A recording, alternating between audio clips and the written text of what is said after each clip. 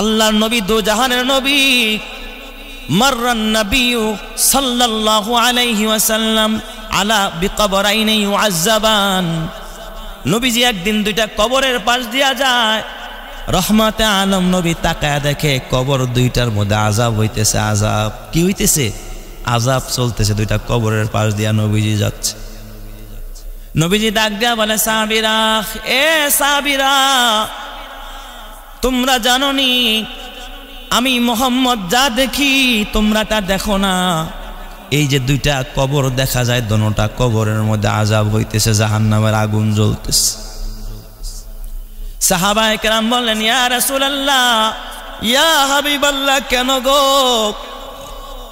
নবীজি আমার ডাক দিয়া কয়, সাহাবীরা, আম্মা আহাদুহুমা ফাহুয়া ইয়ামশি বিন নামিমা। এই প্রথম কবরের মধ্যে কেন আযাব হয় জানোনি? এই কবরের মধ্যে আযাব হওয়ার এক নম্বরের কারণ হলো, এই কবরে যেই লোকটা শুয়ে আছে, ফাহুয়া ইয়ামশি বিন নামিমা, সে রাস্তা দিয়া হাঁটতো, চার দোকানে বসতো আর মানুষের গীবত করত। কি করত? গীবত করত। গীবত করলে কবর আযাব হয়। যুবক ভাই, এটা সবচেয়ে বড় অপরাধের মূল বর্তমানে সমাজের বিশৃঙ্খলার জন্য গীবত শেখায়েত, ঠিক না বা ঠিক যে দেখান। আর এই গীবতের বড় সংসদ ভবনের নাম হলো চার দোকান। নেতা হইল নাকি? আর মাইয়া এমন করছে, আর পোলা এমন করছে, আর বউ হিডা করছে, আর পোলারে দেখলাম এমনি দাঁড়ায় রয়েছে।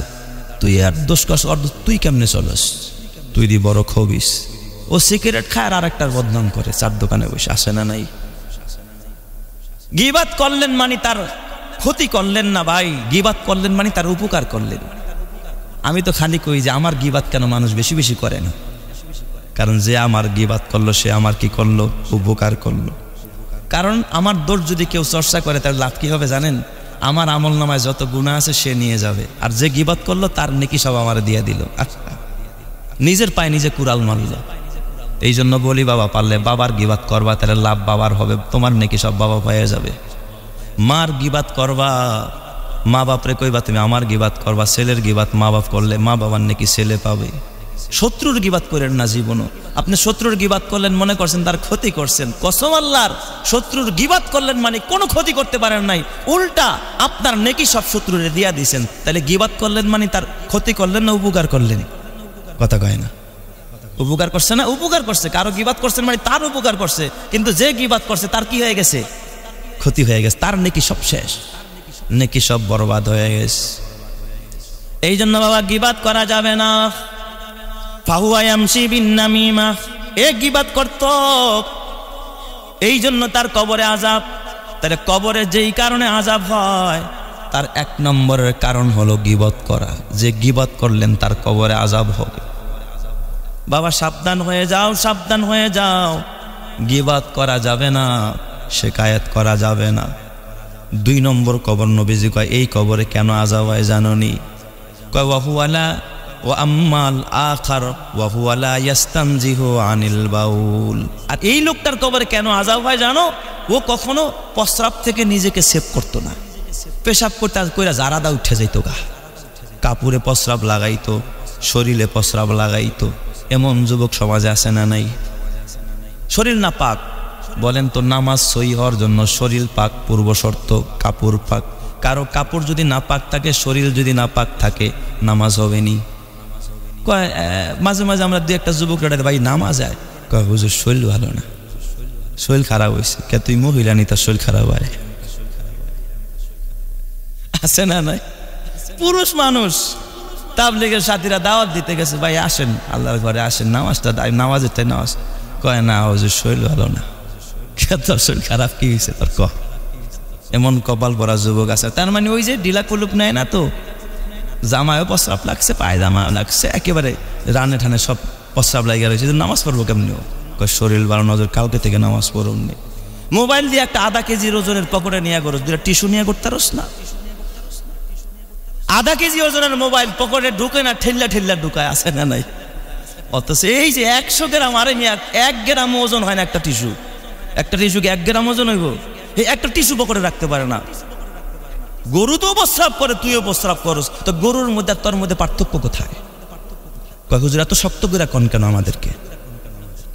আরো শক্ত ভাষায় বলা উচিত মিয়া, আপনি তো আশরাফুল মাখলুকাত, গরু তো গরুই, গরুও প্রস্রাব করে ঢিলা কুলুপ নেয় না, আপনিও নেন না, তো গরুর মাঝে আপনার মাঝে পার্থক্যটা কোথায়?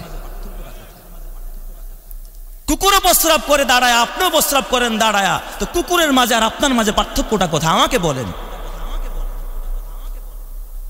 হাসরের ময়দানে আমার নামে বিচার দিবা যদি আমি উল্টা পাল্টা কোনো কথা বলে থাকি।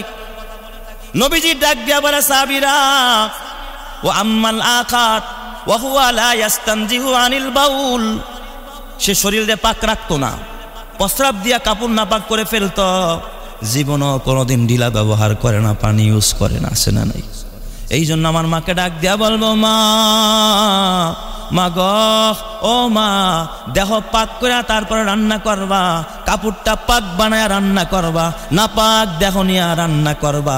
ওই খাবার তোমার সন্তান খাবে, তোমার স্বামী খাবে, তোমার ঘরের ছেলেরা খাবে, মেয়েরা খাবে। কসম আল্লাহর, নাপাক অবস্থায় খাবার পাকাইবা, ওই খাবার খায়া কারো ইমান বাড়বে না, বরং ইমান ধ্বংস হবে। কথা ঠিক না বে ঠিক? যে দেখা, হ্যাঁ, মাদের যে বিশেষ সময় থাকে, পিরিয়ডের সময়, ওই সময়টা ভিন্ন।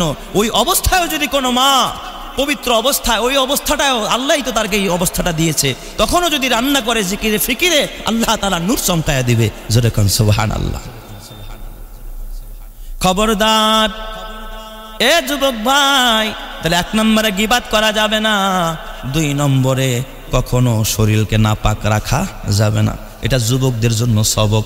ম্যাক্সিমাম সমাজের যুবকরা এখন কি করে না, ঢিলা কুলুপ ব্যবহার করে না, আহা বুঝেও না। ওই দিন এক যুবক, তার বাপ মারা গেছে, আমি জানাজা পড়ছি। এই যে হাসমত ভাই, আমার এত এলাকার মানুষ চিনি আমাকে, আমি জানাজা পড়াইছি। ছেলে বাহিরে থাকে আর কি, বিদেশে স্টুডেন্ট ভিসায় গেছে, আমার কাছে আইসা একদিন দোয়া চায়, হুজুর দোয়া করেন। তো দোয়া করলাম মসজিদে, জুমার পর আবার আমার রুমে ঢুকছে, কয় হুজুর একটা কোশ্চেন ছিল। আমি বললাম কি কোশ্চেন বলো? কয় হুজুর আব্বু যেদিন মারা যায় আমরা তো বাইরে ছিলাম, ওই ঢিলা কুলুপ টুলুপ নেই ঠিক না হুজুর, ওই প্রস্রাব করে জারাদা উঠা যায়, ওই প্যান পরেই তো বাবার জানাজা পড়ছি। হুজুর আমারে বলেন আমার জানাজা হইছেনি। আমি এই ফতোয়া আমি দিব না, আপনাদেরকে দিতে চাই, আপনাদের থেকে শুনতে চাই। নাপাক প্যান নিয়ে, নাপাক শরীর নিয়ে জানাজা পড়ছে না, জানাজা হইছেনি। আমি ডাক দিয়া বললাম, কপাল পরা যুবক, কি করলি?